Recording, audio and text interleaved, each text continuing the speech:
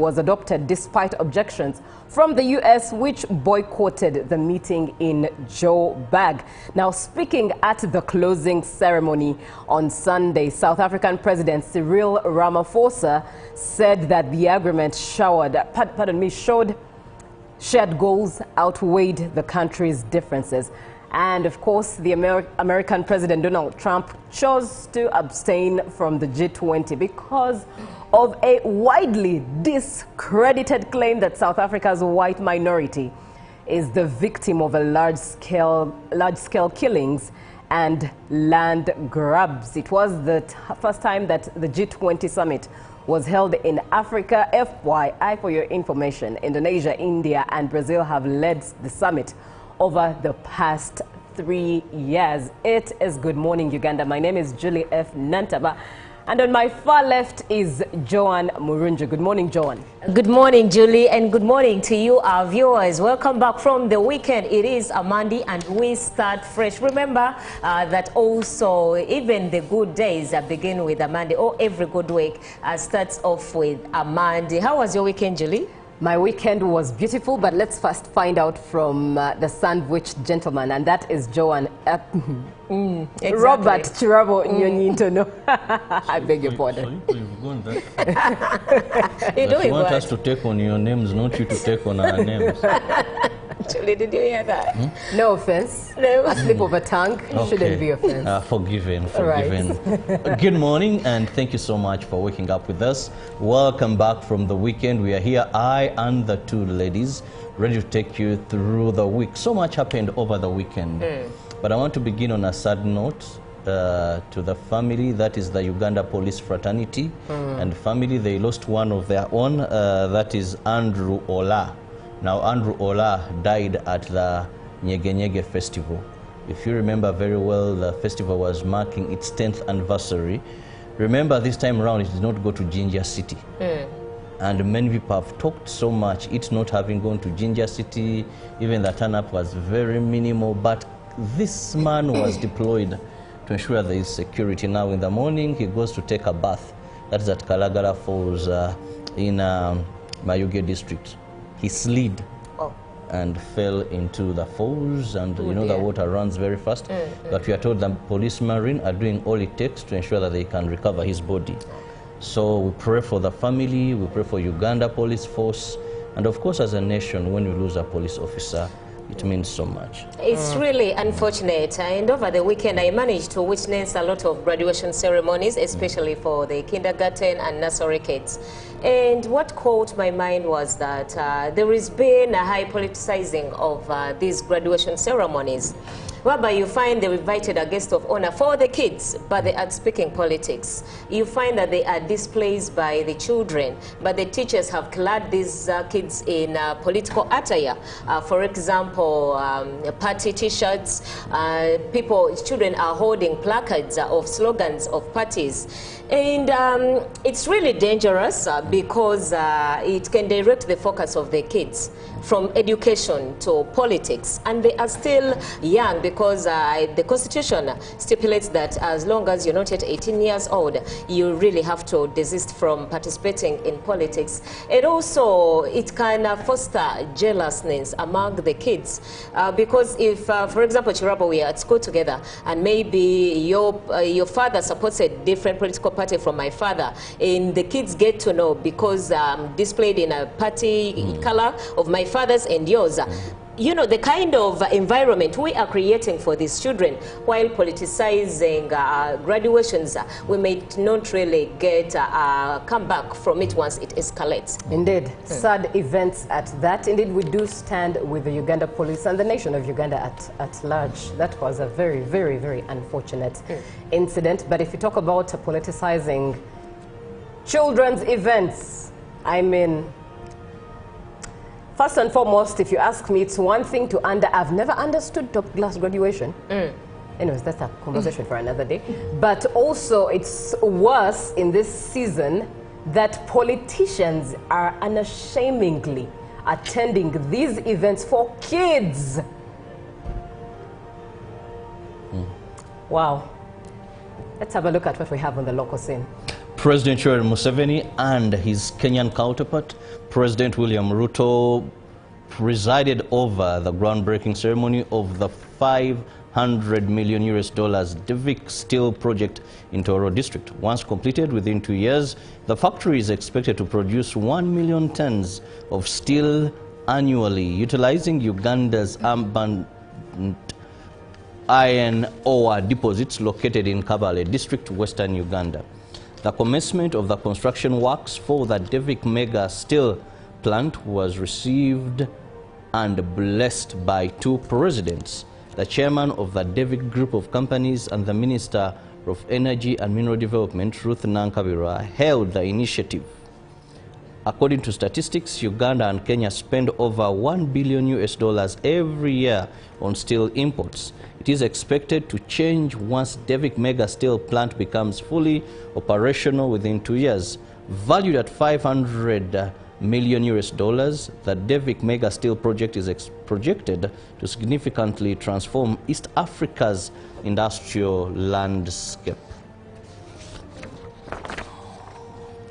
The Alliance for National Transformation presidential candidate General Mugisha Muntu, retired, eyeing the presidential seat, launched the Bugisu sub-region campaign in Manafar district. While addressing his supporters, Muntu strongly criticized the poor health care, corruption, and during all his campaign rallies he has done that. The FDC presidential flag bearer, who also doubles as the Budadi, the West Member of Parliament, Nathan Nandal Mafabi, was welcomed by so many people in his home district, Sironko, in Bugisu sub-region. Mafabi campaigned in Sararira, Bugesege, Motufu, Bueri Town Council, where he pledged the price to rise in terms of coffee. The First Lady and Minister for Education and Sports, Janet Kataha Museveni, received the International Women Icon Award 2025 from the Binary University of Management and Entrepreneurship in Malaysia. President Kaguta Museveni, in attendance too during the ceremony at State House Entebbe, commended Minister Janet Museveni for outstanding contribution to the education and sports sector. President Yoweri Museveni applauded the First Lady and the Minister for Education and Sports, Janet Kataha Museveni, for her unwavering contribution to Uganda's education and sports sector. He officiated at the ceremony where she received the International Woman Icon Award 2025 from the Binary University of Management and Entrepreneurship. President Museveni welcomed development partners for recognizing the First Lady's tireless efforts towards national transformation. Museveni also hailed her great work.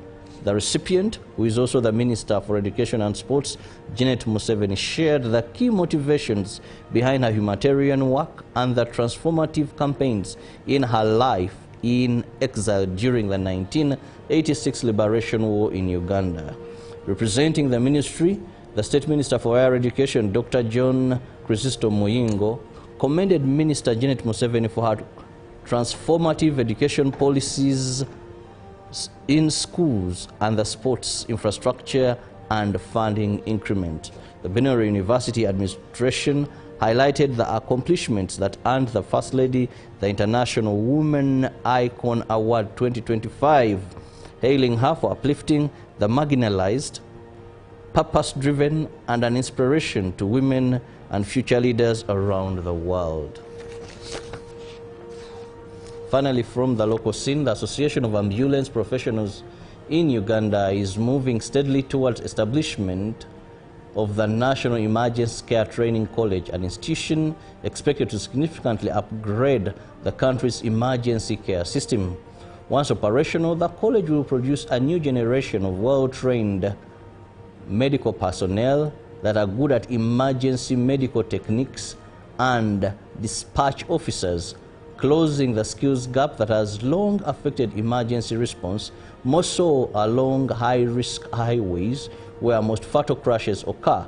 For now, the Uganda Police, Uganda Red Cross Society, and the Ministry of Health remain the frontline responders, but their work continues to be stretched by limited specialized trained people, inadequate equipment, and slow response to these situations. Well, that brings us to the end of our local stories this morning. And moving on to the international coverage, U.S. hails tremendous progress at Ukraine peace talks. A tremendous amount of progress has been achieved in talks to finalize a U.S. proposed peace plan to end the Russia-Ukraine war, Secretary of State Marco Rubio has said. But there is still some work to be done. Rubio said after meeting Ukrainian and European negotiators in Geneva, Switzerland.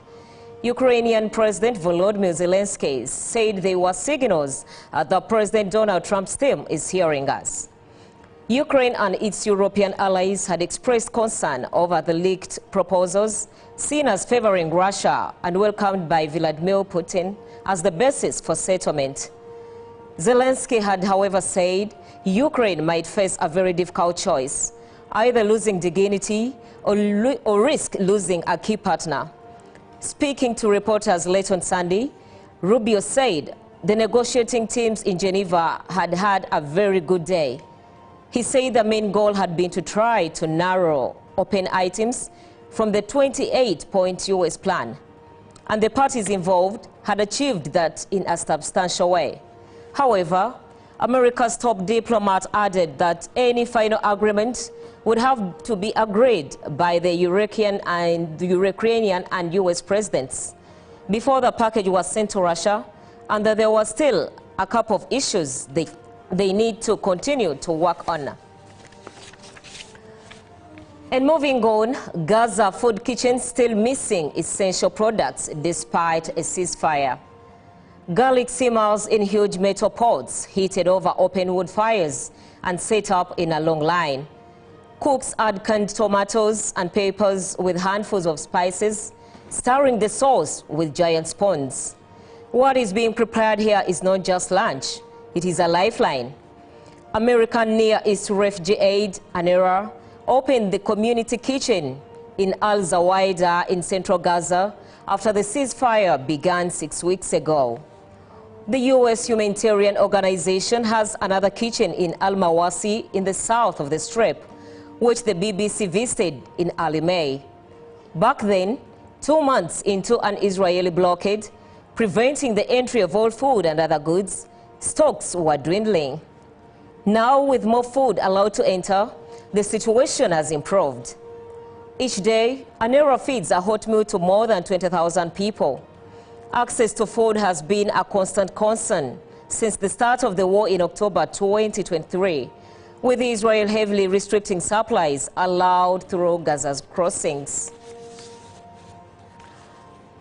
And advancing to the mother of nature, which is Africa, the G20 summit in South Africa, a gathering of the world's major economies, ended with a joint declaration committing to multilateral cooperation.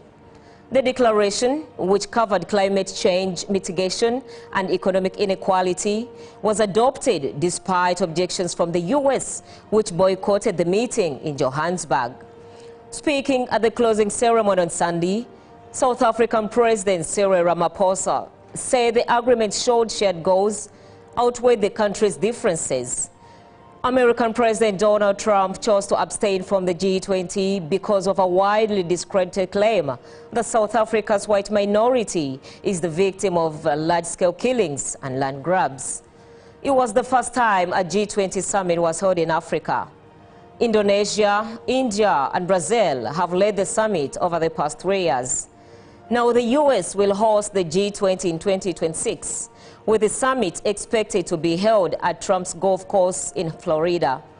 The ceremonial handoff of the presidency, which was meant to happen at the end of the summit on Sunday, did not take place. Now, Julian Robert, this gives me a lingering question. Will President Cyril Ramaphosa also boycott the G20 summit next year in U.S., the fact that also President Donald Trump boycotted this one in Johannesburg? I doubt. You doubt? I don't think Cyril Ramaphosa will take that trail. Oh. It's rather, sometimes I think it's rather, for lack of a better word, childish. Oh, okay. I don't want to take you to be childish. Of course, we can't speak into the minds and what events will determine in between. In the future. Because you see, Yes. there's a long time to that. And anything, politics can change. Yeah. But one thing we must not forget, that he who pays the piper determines the tune. One may be more advantageous than the other. Trump may boycott and may not have so much impact to the Americans. Yeah. But Cyril Ramaphosa, with the leadership of Trump, if he boycotts, Trump tagaba win. You must know that. But even then, my perspective of the use of the word childish, as in, I think if Cyril himself sat down and pondered through it along the journey, it would be rather. And Trump has given his reasons. Especially for his country. The fact that even Cyril Ramaphosa claims that the allegations Trump is making are not really true. Yes, I believe he will stick to his word because he's one person who sticks firm to his word. Cyril Ramaphosa does But that. I see him but there at the boycotting, summit. he'll attend. He'll not boycott. Oh, okay, we shall bring you the news here on GMU. Yes, indeed. And looking at what we have in the dailies today, starting off with the New Vision, interesting headline, one that was, of course, a success, if you must say, for Kenya and Uganda. Tororo gets 1.8 trillion steel mill. And Kenya's Ruto clarifies on Indian Ocean.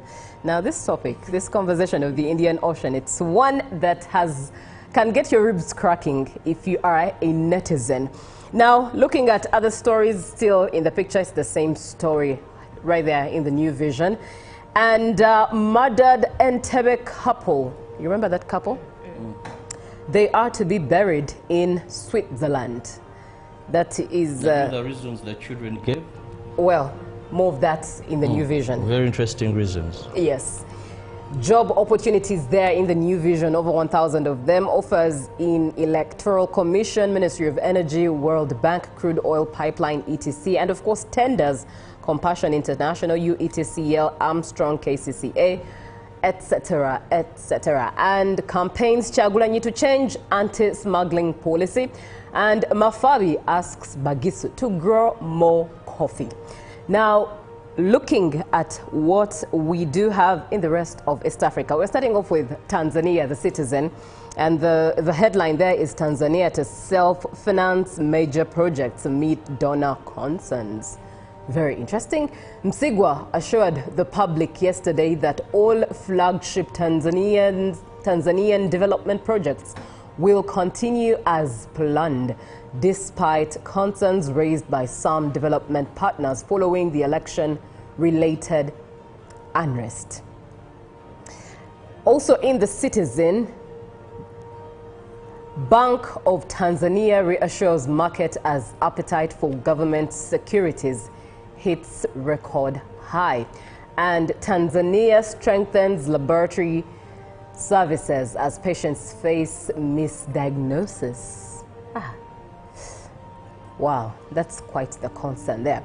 Still in the Citizen, ACT Wazalendo leaders retreat to deliberate on GNU post-election tensions. And a story for your study your health, how Africa's lack of toilets puts road safety at risk. Can you imagine? Yeah. Now, let's move on to the Daily Nation. How by-elections will change Ruto rivals' 2027 plans. That's the headline over there.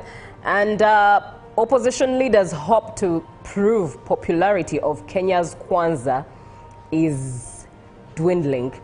Now, still in the Daily Nation, a picture there of tears and pain. A bulldozer demolishes old houses in Makongeni Estate in Nairobi yesterday after hundreds of residents were evicted by the government to pave way for affordable houses.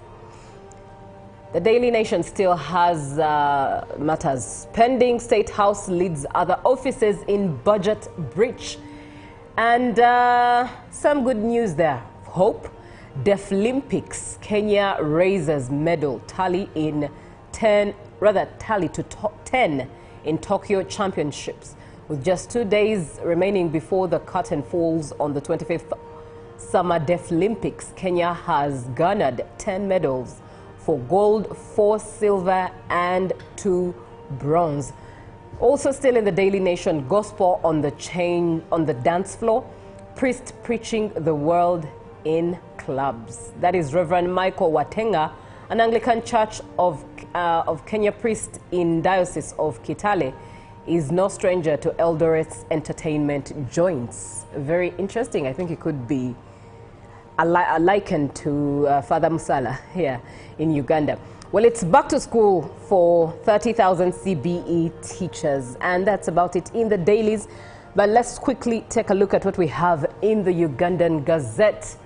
That is as of the 21st of November 2025. Table of contents on there. And scrolling down to the notices to pay heed to all to whom these presents may come greetings. Be it known that on the 24th day of October 2025, Natamba Sunday Samson, an advocate of the High Court, has been appointed to be a commissioner for oaths under the above-mentioned act for so long as he continues to practice as such advocate, and the commission is not revoked. Given under the hand of the Chief Justice Alfonso Chigamoy Owinyi-Dolo as of the 24th day of October 2025.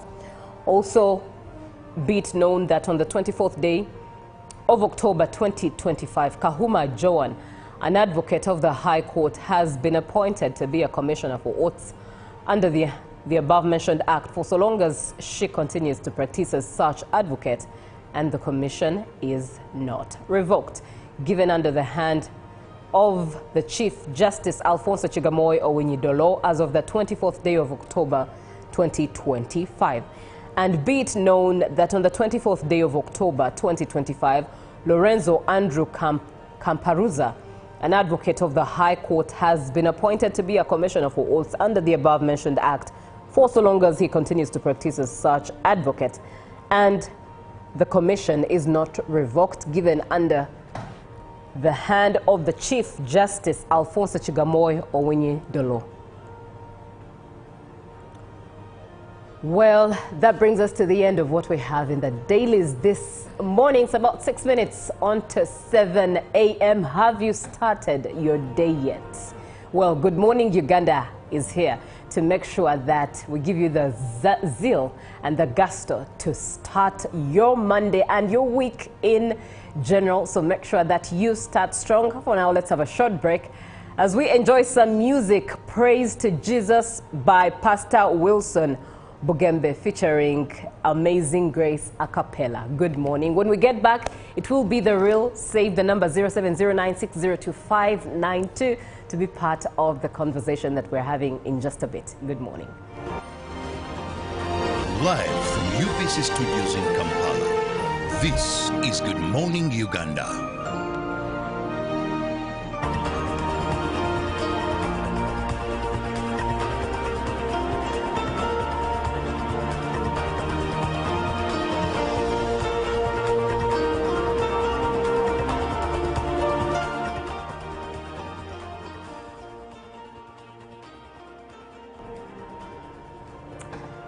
Good morning, Uganda. It's the 48th week of the year 2025. On this 24th day of November 2025, welcome back from the weekend.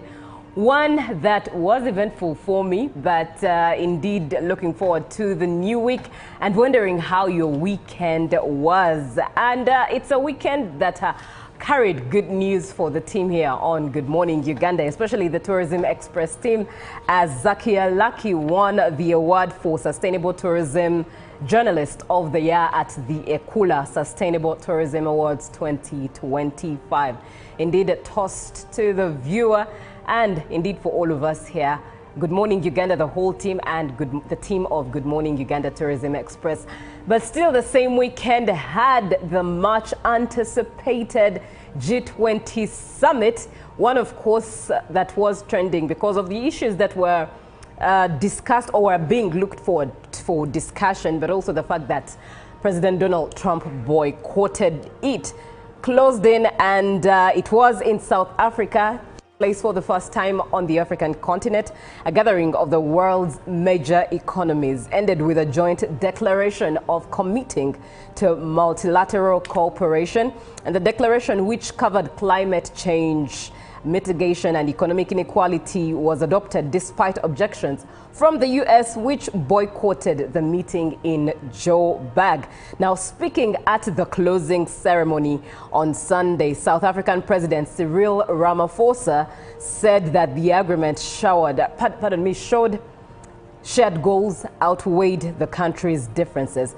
And of course, the American President Donald Trump chose to abstain from the G20 because of a widely discredited claim that South Africa's white minority is the victim of a large-scale killings and land grabs. It was the first time that the G20 summit was held in Africa. FYI, for your information, Indonesia, India, and Brazil have led the summit over the past 3 years. It is Good Morning Uganda. My name is Julie F. Nantaba. And on my far left is Joan Murunja. Good morning, Joan. Good morning, Julie, and good morning to you, our viewers. Welcome back from the weekend. It is a Monday and we start fresh. Remember that also even the good days begin with a Monday, or every good week starts off with a Monday. How was your weekend, Julie? My weekend was beautiful, but let's first find out from the sandwich gentleman, and that is Joan. Exactly. Robert Chirabo Nyonyintono. I beg your pardon. You've gone that. You want us to take on your names, not you to take on our names. Julie, did you hear that? No offense. No. A slip of a tongue shouldn't be offense. Forgiven. Right. Good morning, and thank you so much for waking up with us. Welcome back from the weekend. We are here, I and the two ladies, ready to take you through the week. So much happened over the weekend. But I want to begin on a sad note to the family, that is the Uganda police fraternity and family. They lost one of their own, that is Andrew Ola. Now, Andrew Ola died at the Nyege festival. If you remember very well, the festival was marking its 10th anniversary.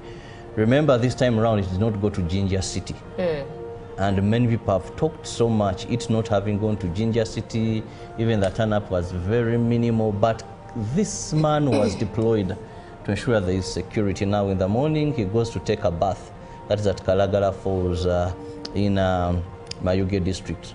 He slid and fell into the falls, and you know the water runs very fast. But we are told the police marine are doing all it takes to ensure that they can recover his body. So we pray for the family, we pray for Uganda Police Force, and of course as a nation, when we lose a police officer, it means so much. It's really unfortunate, and over the weekend I managed to witness a lot of graduation ceremonies, especially for the kindergarten and nursery kids. And what caught my mind was that there has been a high politicizing of these graduation ceremonies, whereby you find they invited a guest of honor for the kids, but they are speaking politics. You find that they are displaced by the children, but the teachers have clad these kids in political attire. For example, party t-shirts. Children are holding placards of slogans of parties. And it's really dangerous because it can direct the focus of the kids. And they know the importance of taxes, and they know the fair assessment of these taxes they're supposed to pay. I think everybody will embrace taxation. As banning groupage cargo clearance protects small traders who cannot afford to import full container loads individually and rely on consolidation to remain competitive. Cargo to come in groupage is consolidation, it's legitimate, and we can't ban it. What we have banned, or what we have stopped, is the use of container leaders. Now, Fiona, the good news I have for you is that among the new tax proposals, now you can get direct answers. Send your tax-related questions via WhatsApp or SMS to 0790-141-887, and the Commissioner General of URA, John Musinguzi, will personally address them. Tune in to UBC News Tonight every Monday and Wednesday for expert insights and clear explanations. Buza Commissioner. Live from UBC Studios in Kampala, this is Good Morning Uganda.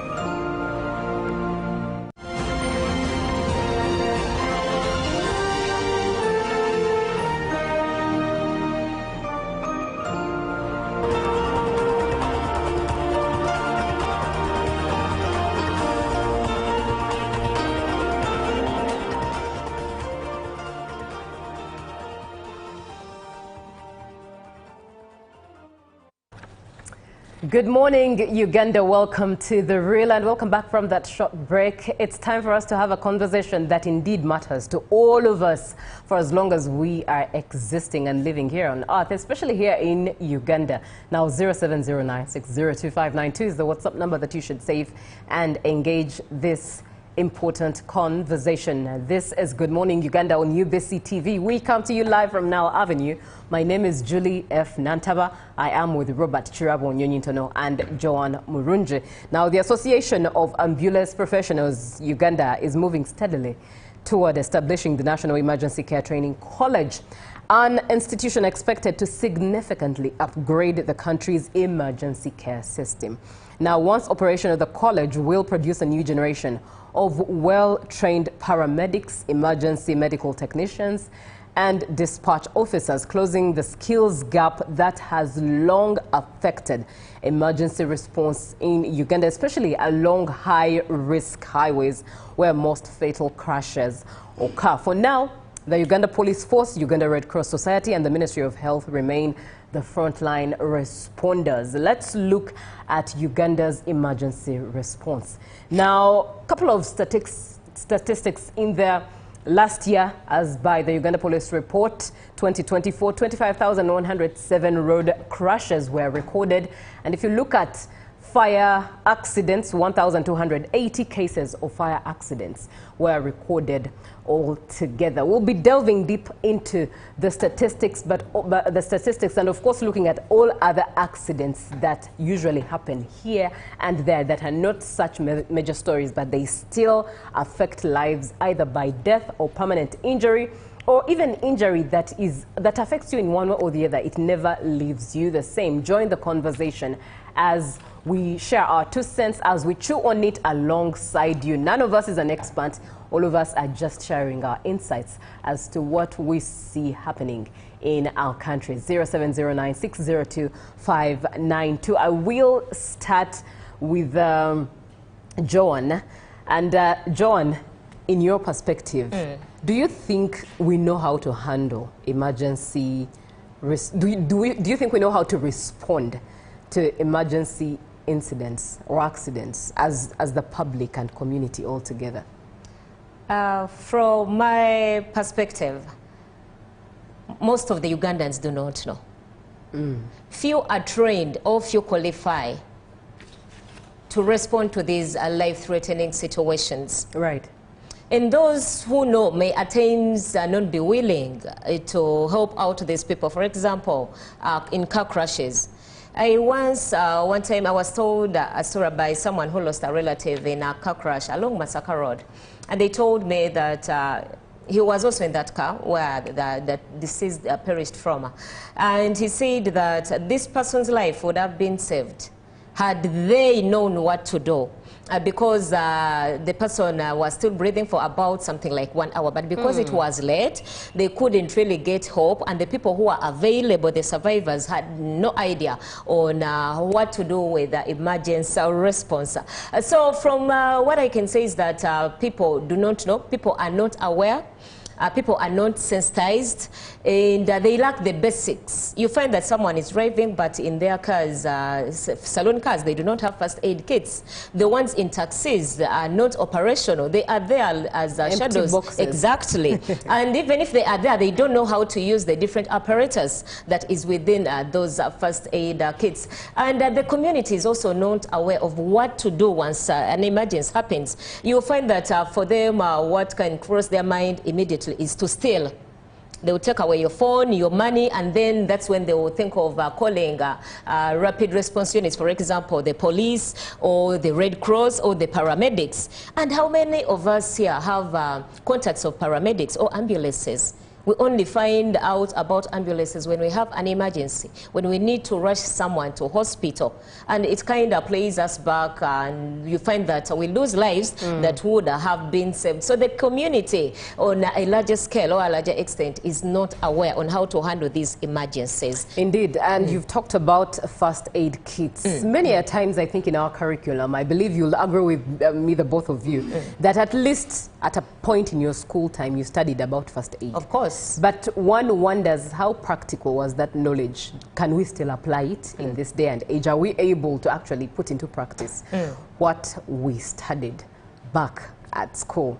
Questions that still linger. And in case you are in this field of emergency response, it would be nice to hear from you and your 2 cents from your experience. Very, very important that you get in touch. 0709-602-592. Let me come to you, Robert. Away from the public and community engagement and response that is quite gullible, for now, let's now look at medical response. Thank you, Julie. And even before I go to that, I want to urge all Ugandans, if you have a phone, one, move with something that identifies you. It is very important. Someone is involved in an accident and you want to be of help. Yes, you can have the first aid, but they have nothing, not a photocopy of their national ID. They don't have anything, no leverage ID. So even if you take them to hospital, you'll find that help may not be so much, because there is no close relative you can get to. Second, I agree we all have phones, and majority of Ugandan people, their phones have passwords or fingerprints or something like that. But at least have a small phone, this type, where you don't put anything like a password. Because usually these are some of the things that are very critical, as we are speaking about them, that people are going to help you. Because I use that as a background as I enter into the medical side where you asked me.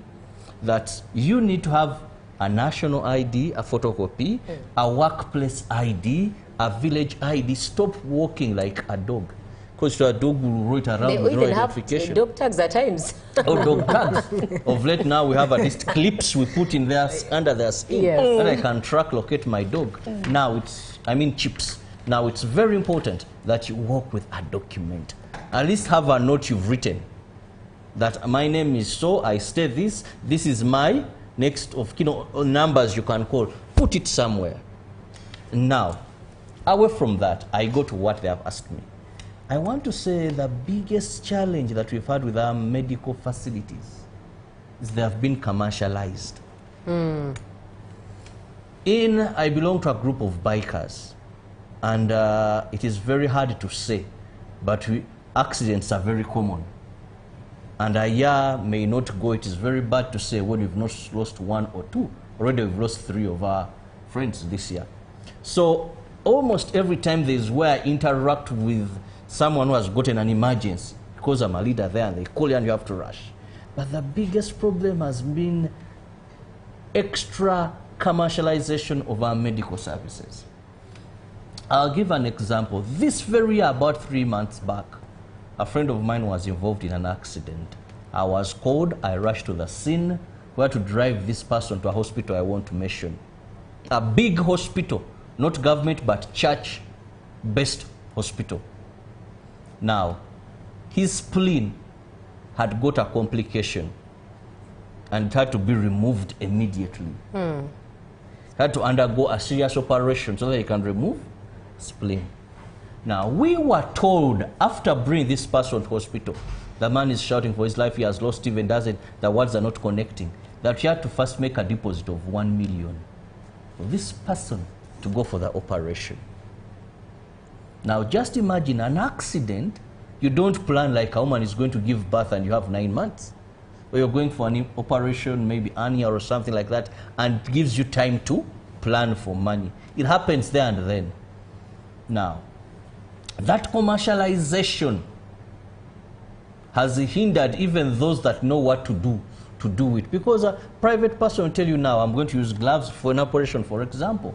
We have experts and all that. So hospitals don't have a mechanism, I want to believe, of working on patients, and they claim money after. Because operate this person, then he's there in your hospital. This person has got relatives. They'll come and pay. There is a young lady trending on social media, to be more honest, the platform that is TikTok. She got an asthma attack. She was rushed, I think that is Kama, something like that. She was rushed to hospital. But the doctors were asking for something to work on this girl. She's now gone. So that is one of the biggest hindrances. Even when you go to some government hospitals, I've ever been in a government hospital, and this young man got what they call scissors. You know scissors? Yeah. That person, seizures, yeah. Seizures. Now, But medics were passing. Are they overwhelmed? Not overwhelmed until I had to ask someone.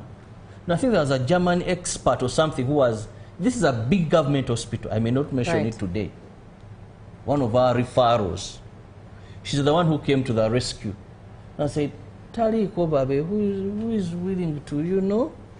To explain. Who is willing to facilitate the quick?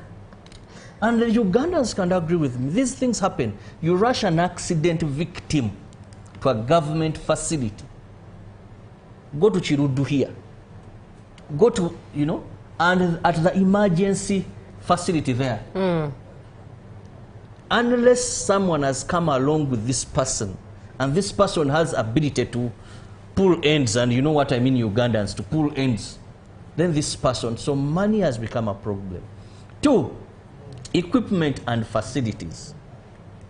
Let me tell you, oxygen is very, very important. Sometimes during these incidents, that a person cannot breathe normally on their own.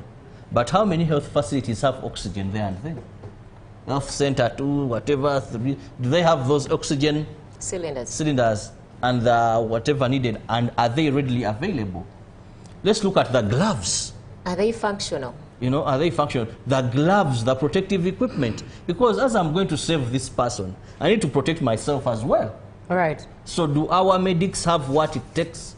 They could have the knowledge, but the equipment, you know? Let's look at also some. Do you know that in this country, you people, let me tell you, one of the hardest things to find is the emergency unit. It's called ICU. Let me tell you, you can remove, if you have someone who has had an accident or an emergency and you need to take that person to intensive care.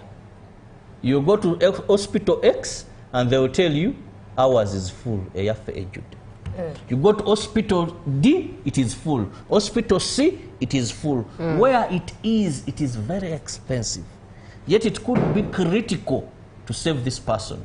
So these 3 factors, money being a problem, 2, are the equipment needed, that we don't have it in the country, but also I think we've developed as a Ugandan of I don't care attitude.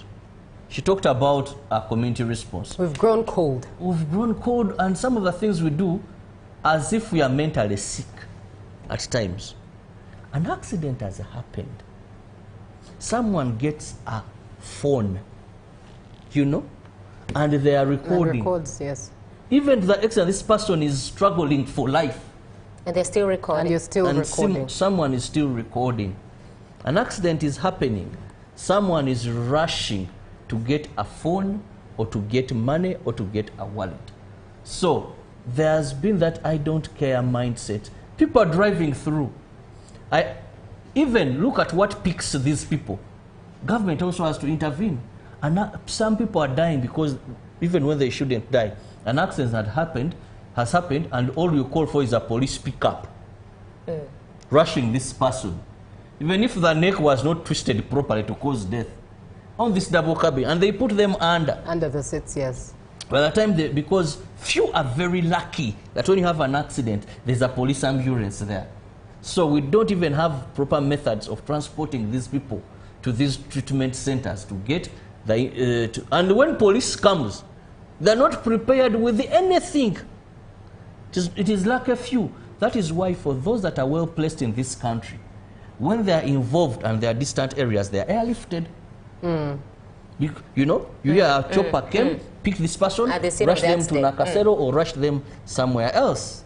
Because some of the roads, not all, government has done much, but there are some wanting roads. But also we must have these ambulances readily available as we have patrols. Right. Robert, allow me interject in just a bit. And in just a bit, you're giving us the full picture of the infrastructure that we have in Uganda, indeed, as it plays to emergency response here in Uganda. If you're just joining us, we're looking at emergency care in Uganda. Is Uganda ready, prepared to upgrade its emergency care? And we're looking generally at Uganda's emergency response, 0709-602-592. Now, to look at some of the statistics, at the start of this conversation, we only talked about road crashes and fire accidents in line with statistics.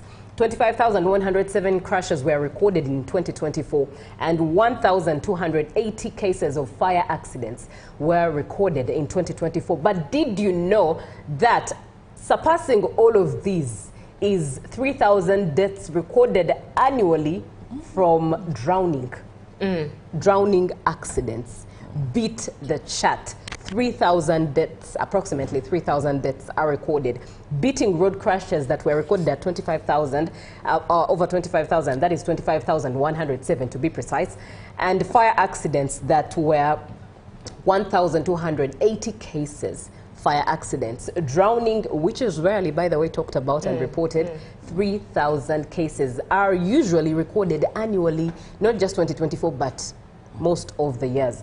Now, workplace accidents, we do have 9 out of 10 workers who experience this annually. And looking at the prevalence rate in Kampala alone, when it comes to workplace accidents, that's about 32.4% in Kampala alone.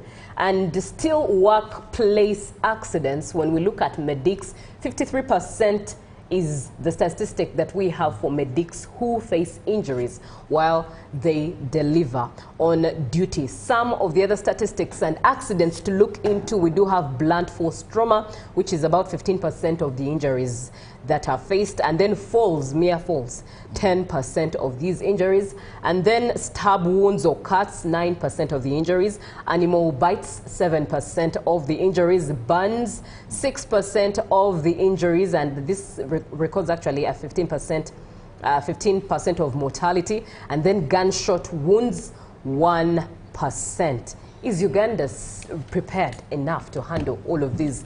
Looking at some of the comments coming through. Good morning, Uganda. In my view, as much as we are looking at emergency action, I think we need much safety awareness to the general public and first aid awareness in general. Thank you. This is Edson Muhanji in Entebbe. This is Mwesigwa, who says communities with different sectors should be trained how to handle emergencies of accidents, even people collapses on the roads when walking, because you'll find bystanders just gathering around a case, avoiding airflow, which is even an issue. And good morning, Uganda. This is Aaron Spice Tata Scott, watching you live from Zombo District. May I suggest when one is traveling, at least he or she should have anything that can identify him or her in case of any problem for easy identification, especially IDs and other documents. Thank you for the show. God bless you. Now, let me pause the comments on there.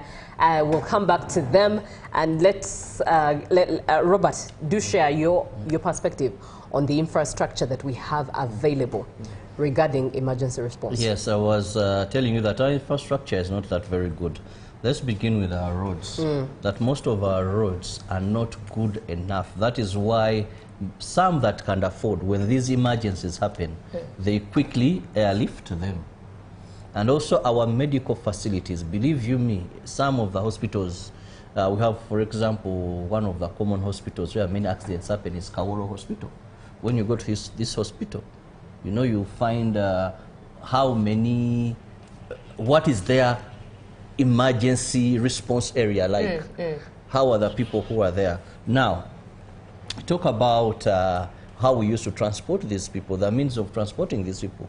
Patrol pickups are outdated. Yes, there are many, but I believe as you are able to purchase these trucks, they're relatively expensive, those double cabins, the patrol trucks. Some are very expensive. How about if every police or police station, where you find like 3 patrol, if you can have an ambulance that is stationed there, Robert, and then people just know who to call. Before you go any further, Robert, you talked about the medical personnel asking for money before they can work on something. And as far as I know, most of these doctors or medical personnel at large take an oath to save lives.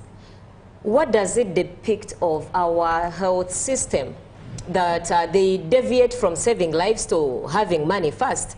because you can save a life and get paid. So if you want someone to pay before you are saving their lives, isn't it a weakness on the side either of the policies or the ethics that govern or that guide the medical personnel? Now, that is a complicated situation. That's why I told people, move with something that can identify you. These passwords are good, but because this person, say one of us has had an accident, and they're really in need of emergency care. Them themselves are helpless at that time.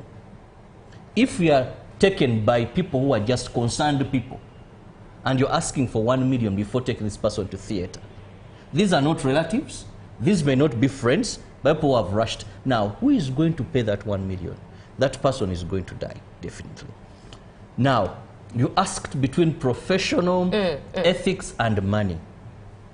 I've interacted with some of them, and this is what they have told me. And remember, even during COVID-19, we had these issues. Yeah. Someone tells you, now, supposing that person dies, who will pay? You know? Second, I'm also going to use the gloves, whatever that I'm going to syringes, bandages. Now I'm taking this person to theater, whatever happens in theater. There's so much that happens there. Now, in case this person dies, who is going to pay? But also, why I don't find that binding enough. Here, even if you took a person and they died in hospital, you don't get the body free of charge. Still, you have to first pay. And I know this is, everyone knows it, Julie and Joan, there is no dead body that leaves a hospital without you paying the bills of that particular person. So I find it not holding water. So it boils down to having an identification. It is just that people are not professional. I mean, they're not considerate of their ethics and what the oath they took. Right. Because save this life, take this person to theater for heaven's sake, let this person, the relatives will come after, and they'll clear these bills. Indeed. John, what's been your experience with ambulances on the roads? Now, the experience I'm talking about is how many people lately give right of way to ambulances. Many of them, many a times you'd hear people in a vehicle shout, they're lying. They usually, they're usually pranking us to have their own way, but there's nothing going on in there. But I do have a friend who one time made mention of the fact that in other words, I'm quoting her, she said, I was part of those people who always complained about ambulances having their sirens make a lot of noise and asking us for a right of way. And I always thought, indeed, they are lying. Until it happened that my mother was in that ambulance and we needed a right of way. Yeah. But what's been your experience and the public response to these sirens? Ugandans, most of the Ugandans as a whole, are ignorant about how ambulances operate, especially in times of life-threatening situations. You find that, especially for the motorists, the vehicle owners, at times try to oblige and create way.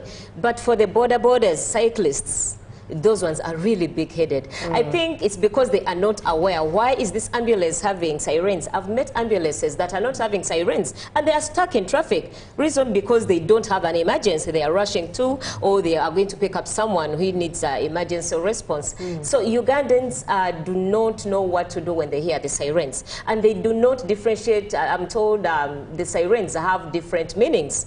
There is one that means they are rushing to pick someone, or they have someone on board that is being rushed to hospital. So we need to sensitize the public on what it means if an ambulance asks for a right of way. And also, maybe even the traffic officers, we need to tell them. They need to know, because you find that the road is closed off and they are giving way to other people with special sirens. But for the ambulance, that no, you have to hold on. And yet someone is about to lose their lives. So we don't know what sirens mean. We don't know what an ambulance is holding inside. That's why you find statements like, they must be lying. Oh, because you remember during COVID-19, the police arrested several ambulance drivers just transporting people. because of the curfews that had been put in place. So I think people also, what happens in society makes people lose interest in what could have been done. Indeed. But for the right of way, we are still behind. We really need to make the masses aware of what to do when just the to right keep in very brief. Right, yes. Also, when we talk about ambulances, do we have ambulances? Or do we have things similar to ambulances? Politicians, you politicians, everyone is exploiting people by getting a certain truck and naming it an ambulance. You know, we also need standards. What is an ambulance? You find an ambulance barely a car with a siren, though it's better to have that than not to have anything. But they're also of no use. There is no oxygen. You know, there are components, paramedic. It's just basic a bed. components A bed and a of an siren. ambulance. So that when I call an ambulance, it is an ambulance. Even the bed that they put in, does it tie? There is a way. Does it hold? Does it hold The patient together? the patient? You know. But every politician now, they are woodwicking us. Never good ambulance. I gave some even hire them after campaigns that now, they lose. And then they recall them. Bring Then my they recall ambulance. them. You didn't vote me back into parliament. Now, in the interest of time, let me engage the comments that are coming from you, viewer, and thank you so much. We do appreciate you for watching the show. Robert did talk about a body leaving the hospital. One has to first pay. And I'm reminded of the story that made rounds last weekend of a pupil from one of the big schools here in the city that passed away and was held at a hospital. And of course, that body was held because they couldn't afford to pay, I think, about 150 million. And some of the comments, when Ugandans decide to be light, even in a sad moment, some of them were like, we leave the body, it's okay. It's the body. And it decomposes. It's the body. Anyways, away from the lightness, good morning, Uganda. Netherlands, Brooklyn, that is Leo Brazen, says, but Uganda, we have longer way to go. In most African countries and Europe, i.e. Ghana, everyone has government insurance. Every highway has 2 ambulances and 2 police patrols monitoring accidents and accident patients get free medication due to government insurance. What happened to Uganda? What can't we do? Robert, that's a very crucial point. Indeed, he aired very crucial points at that. Thank you so much for being on the show. Good morning. One day I took an accident victim to hospital, as in helping them, and then they arrested me. Why? True, it has also happened to me. That was really we saved ridiculous. someone and we said, no, let's put... I was with my late uncle, Reverend Count David Sentongo. So for him being a Reverend Canon, told him, uncle, we are problems, you're landing in problems. He said, no, put this person in the car, we rushed him now. The moment you take an accident victim, I don't know why it is that I have to investigate and enrich myself with that information. For example, if you take them at Molago, you see as you enter Molago Hospital, there is a police post, there's a police post. So if you've brought an accident victim, you don't leave without having a statement. So you have to go and file a statement. Where did you get this person? Which car brought this? You have to How are you related to this person? Yes, you have to explain. Why of all people Now let's you? begin And to if the close this information is conversation. staggering, You're arrested. yes, you are arrested until they have done some. Wow. So that's why even some people fear to Many take people fear to help. Julie, could it also be the same thing why people do not contact ambulances because they're wondering who is going to pay for the ambulance? Yes, there's But paying also I for want it, to but also support, being I want to support arrested. police. For example, remember the Kanyamunyu case? Yeah. Yes. Where the person pronounced and confessed that the man who has brought me is the man who shot me. So sometimes maybe the person has caused the accident and you're let go. Just to say maybe that's Caught the reason. between a rock and a hard place. Friends, I'm Charles from Gulu. When we talk about emergency medical care, I get more heart because I lost my brother due to stomach obstruction in one of the regional referral hospitals. When I rushed him to the facility, they told me to take him for an ultrasound imaging to a private clinic. On coming back, they started saying that the doctor had traveled for the weekend and we were to find a private doctor to help my brother who was already in a government facility. Good morning, everyone. This is Okao Emmanuel from Kampala, Naguru. I suggest government to put emergency ambulances along the roads, most especially within Kampala, that can respond quickly to accident scenes, just to be placed on standby along prominent roads like the Northern Bypass, Entebbe Express, etc. Uganda needs a lot of mindset change about right of way and ambulance policy. this is done. And finally, upgrading Uganda's emergency care system would require a multifaceted approach. Here are a few key steps: infrastructure boost, training and capacity building, equipment and supplies, public awareness, partnerships. This is Shaban Ali, Soroti City in Uganda. We do appreciate your contribution and being part of the show. It means a lot, and the show still continues. We are not going anywhere yet. Thank you so much for choosing UBC. Up next is GMU Tourism Express. Indeed, as we celebrate Zakia Laki's win as the journalist of the year, Sustainable Journalist of the Year at the Ekula Sustainable Tourism Awards 2025. Congratulations to you, Zakia Laki, and the whole GMU Tourism Express team. Up next, indeed, is GMU Tourism Express.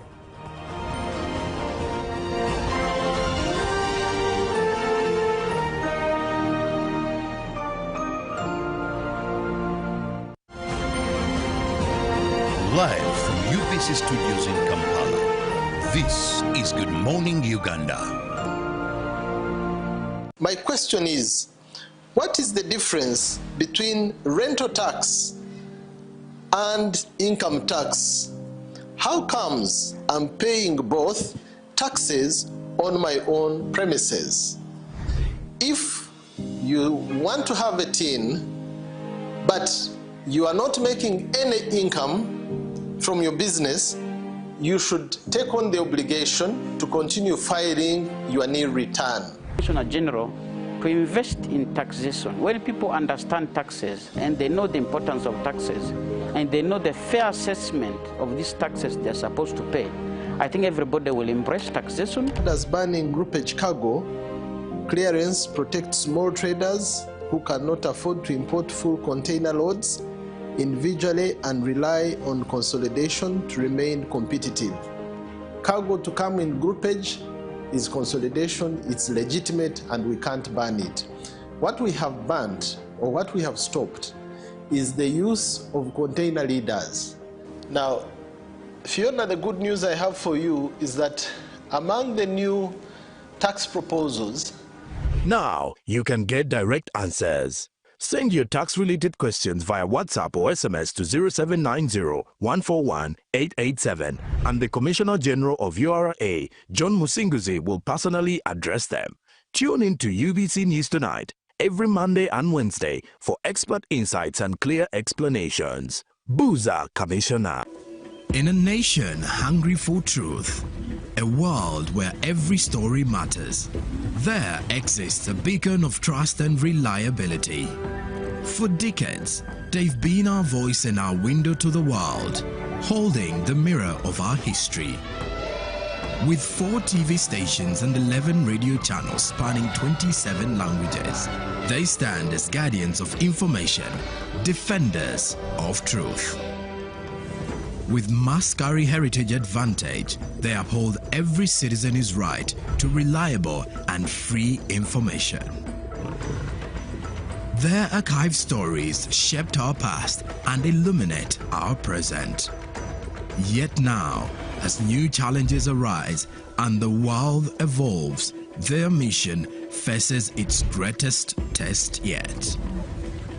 Be part of our journey and let's navigate the unknown, uncover the untold, and safeguard our future together.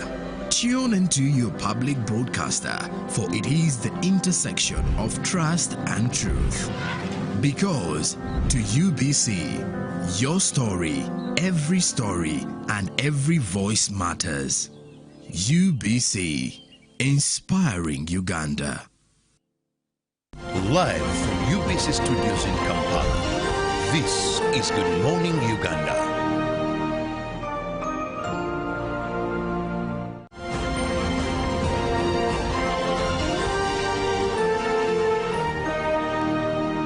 Brought to you by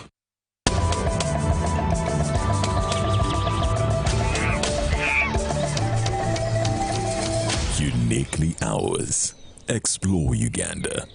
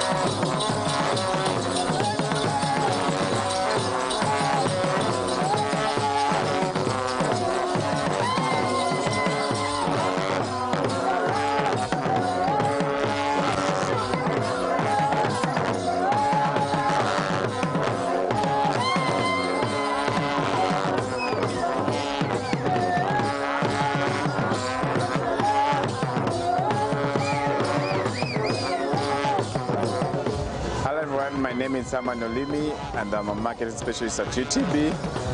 Right here, I'm at the Expo Village at Nyege, the 10th Nyege.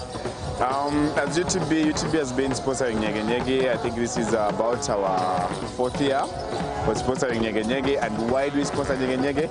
Well, today they expect about 5,000 people who are coming to be here.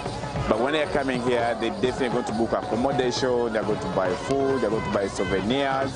So that's the reason why UTB comes on board to support Nyege, so we can attract more people, both local and foreigners, to come to such events. Events when any part of Uganda hosts an event like this, their economy is boosted drastically.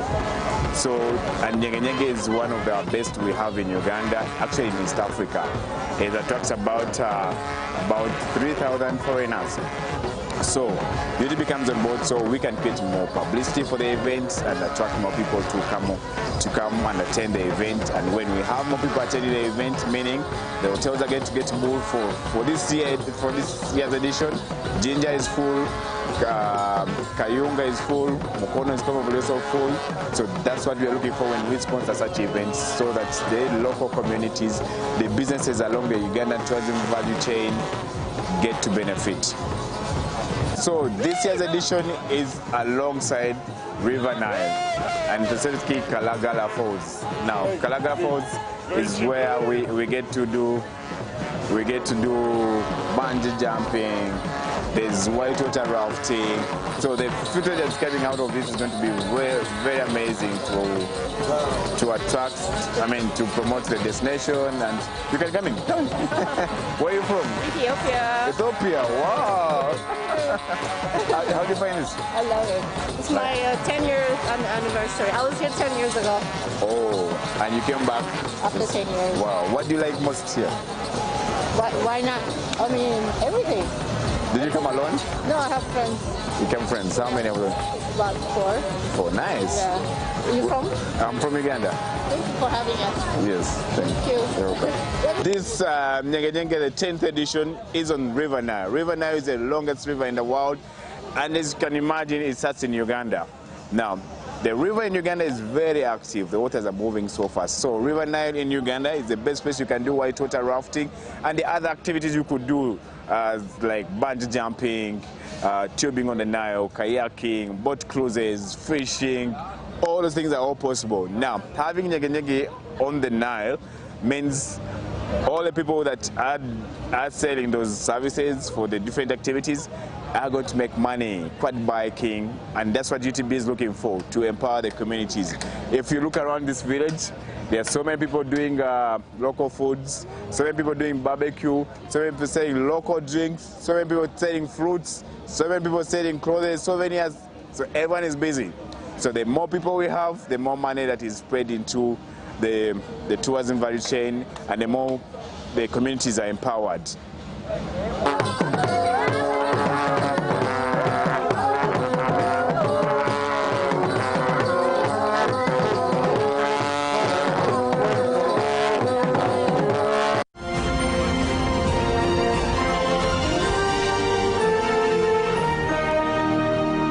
Brought to you by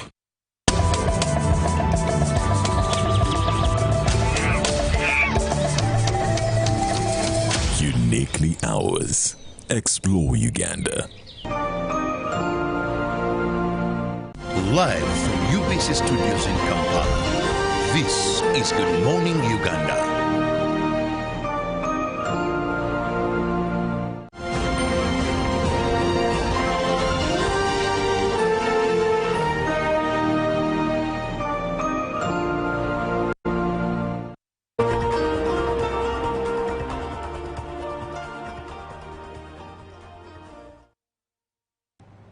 A very good morning to those of you who are just joining us. This is Good Morning Uganda. Welcome back from Tourism Express, and it is proudly sponsored by Uganda Tourism Board. And it's time for the Economic Press, Financial Intelligence, where we speak matters of diplomacy, matters concerning business, innovation, technology, and everything to do with business. And to kick off, Lakeside Diaries, the makers of Uganda's favorite the makers of Uganda's favorite dairy top, have launched a 100 grams yogurt cup for children who can't afford the big packs. Let's have a look at this report from the manufacturing sector. The purpose of introducing a 100-gram cup is to target the lower class, because it was used that only the premier class could afford the cup. Sydney Makwamala, Quality Assurance Manager at Lakeside Dairies, says the small cup was introduced after many parents and children requested it. But now even the 100-gram cup has been introduced so that even the one who has 600 shillings or 1,000 can still afford to obtain a cup of yogurt. The yogurt is now available at Katete, Yisinjiro, Koranoria, Sanga, Lyantonde and Mile 4 along Barara Bushenyi Road, sold at the same price as the factory. We had a pouch of 100 grams which targeted the school children. Now even the 100-gram cup, still the target is on the children, because it's easier to pack. Other parents want to pack a cup and others would like to prefer a pouch. So at any part or any side of the requirement, if a parent wants a cup or a pouch, still it can be available at the same gram. With this move, Lakeside Dairies is making sure no child in Uganda misses out on the goodness of milk, even if they have little money. If a child takes yogurt in one way or another, it boosts the immunity of a child in one way, because it contains all the milk quality within the same yogurt, because remember, yogurt is a sub-product of milk. So whatever quantity or whatever quality is within the milk is still introduced within the yogurt.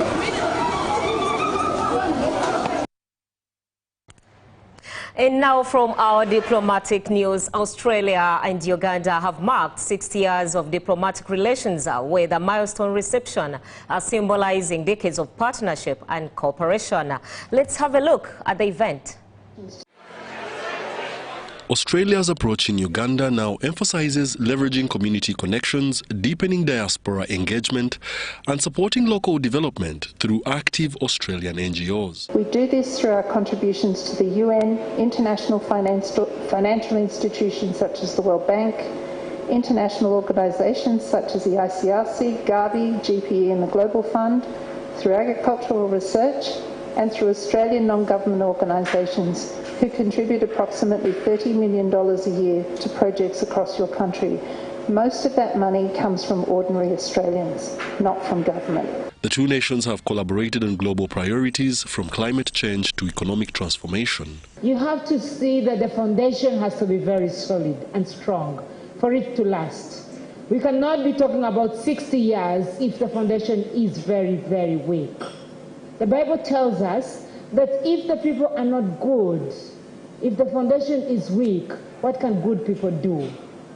The reception also featured forward-looking discussions urging the removal of trade barriers and strengthening supply chains, vital for Uganda's ambition in continental markets, as well as academia. We recognize that since August 23, 1965, when Uganda and Australia formally established diplomatic ties, alumni have played a pivotal role in realizing the vision set forth at the time. Their efforts continue to strengthen the partnership between the two nations, united by shared historical legacies and a mutual commitment to advancing cultural and economic cooperation.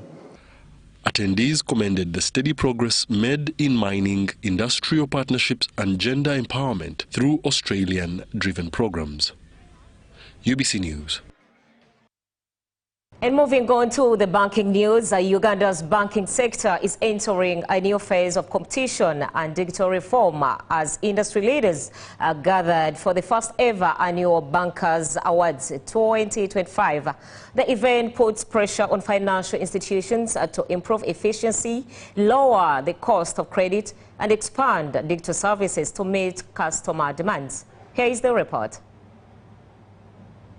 Institute of Banking and Financial Services and the Uganda Bankers Association organized an annual Bankers Awards 2025 on the theme Beyond the Finish Line.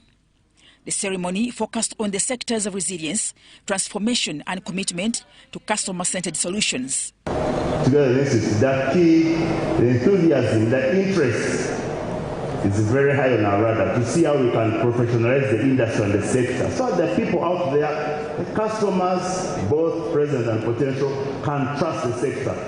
A beginning of renewed commitment to professionalism, innovation, and sustainability, and the beginning of celebrating those who light the way for others. And as the UIBFS, we reaffirm our mandate to grow, inspire, and empower a competent and ethical banking workforce capable of shaping a resilient and inclusive financial future by learning, transforming, and taking leadership. Key institutions that participated in this year's awards included Stanbic Bank, Bank of Uganda, Equity Bank, I&M Bank, Ugaford Bank, Pearl Bank, Standard Chartered Bank, DTB Bank, UBA Bank, among others. It signifies a deliberate effort to raise professional standards, inspire innovation and creativity, strengthen ethical conduct, and recognize excellence across the entire banking value chain. The Uganda Institute of Banking and Financial Services therefore plays a central role in shaping talent, skills and professionalism within our sector. The Ministry of Finance, Planning and Economic Development emphasized collaboration between banking institutions and government. We are focusing on science, technology and innovation because that is the future. Artificial intelligence, all these things, the way we do things. So when we look at all this, we look at the banking sector as one of the enablers. The roads are enablers. The power is an enabler. ICT is an enabler. What about the banking? Although digital banking is expanding, customer trust and financial literacy remain key challenges to address if the sector is to benefit from innovation. Now, a joint team from the Ministry of Local Government, Ministry of Finance and the Islamic Development Bank has concluded a nationwide review of the local economic growth support project. Let's have a look at this. Implemented in 17 districts under Legs 1 and set to expand to 55 districts in Legs 2, the project aims to improve livelihoods through strategic local investments. The supervision mission covered 8 districts across western, eastern, and northern Uganda, inspecting infrastructure, agro-processing facilities, and community-led enterprises. Islamic Development Bank Country Operations Manager Monshil Kasim Mayo commended progress in boosting local productivity. In Ibunyangabu district, the team visited the Rimi rice processing plant, where farmers reported increased yields and incomes. We are now terminating our visit in this particular site. We have been in 4 other districts, namely the Ntoroko district, Fort Poto district, Buyangbaro district, Kenjojo district as well. What I have been able to observe is some of the committed activities, and what is my takeaway? It is the actual organization of local community that have witnessed. This has been a very important aspect of all the successes that we've seen. Beneficiary Aisha Asimwe shared how the project helped her transition from small-scale farming to rice processing, significantly improving her livelihood. Kandi tunamashemerwa mengi kugira ngo mukatuhereza factorage itwe nkaba memba tugoboruire mu cyangu abahingi ne batureteraho umuceri tusubura nabo tugoboruire mu cyangu tushomeseza abana tuyihiremo projects tutongere nk'enkoko embuzi so tuyiremo ebintu bingi.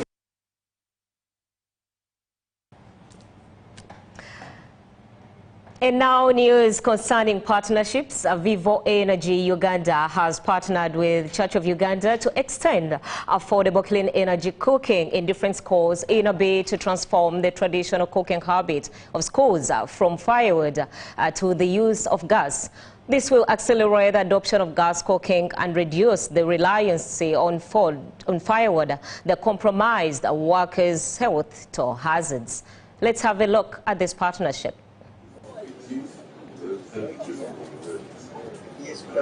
On the environment is going to be immense, and we are just starting with model schools because Church of Uganda has over 5,000 primary schools and over 600 secondary schools. So model schools are fewer, and we are saying that we are beginning with model schools so that they inspire other schools. So this is a seminar to cause enlightenment to all head teachers. We are looking for alternative sources of energy. So we realize that the school and education institutions in particular, we are supposed to be supposed to educate. We're supposed to teach. But when we come out as number one in using firewood, we lose the very meaning of why we have these education institutions. So when you speak to us as institutions of education, you are speaking to a very big catchment area. I just told you I'm having 7,000 learners, and you are speaking about 14,000 parents. Just assume every child has a father and what? There are about 14,000 parents. That we should not go for wood, we should not go for charcoal. We need to have smarter ways of cooking the food.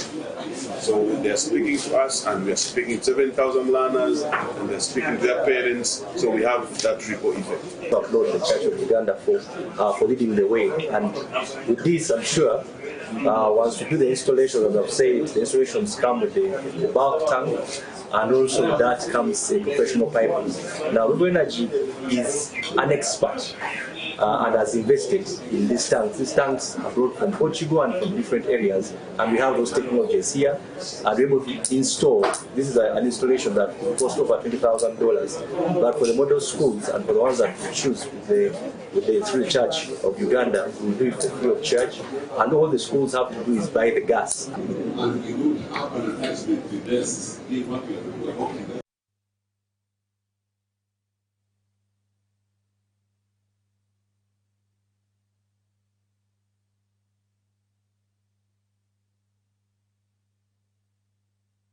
Sold at 3,643.86, and by midday it bought at 3,616.41 and sold at 3,626.41.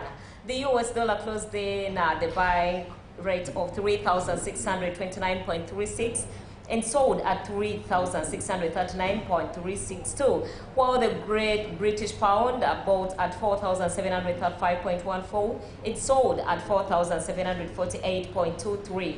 The Euro bought at 4,172.97 and sold at 4,184.51. And from our neighbors, the Kenyan shilling bought at 27.89 and sold at 27.97. While the Tanzanian shilling bought at 1.48 and sold at 1.49. And the South African rand bought at 209.75. It sold at 210.33. Now that's it we had for you from business here on GMU. Just a simple takeaway for you this Monday morning is that you do not build a business, but you build people, and people build the business. Now this was said by Zig Ziglar. My name is Joan N. Murungi. Good morning. Julie is coming up with the agenda.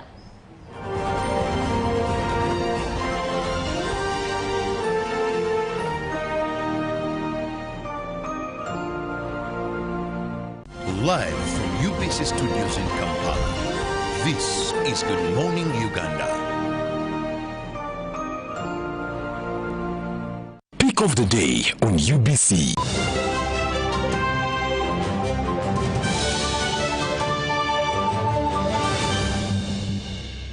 was brought to you by I'll call you every day, yeah, yo, you can now get all the Chibuzi out with MTN voice bundles. Call all networks, Kubei Dondoro. Buy a 25-minute voice bundle for only 1,000 or buy any daily voice bundle of your choice. Dial *1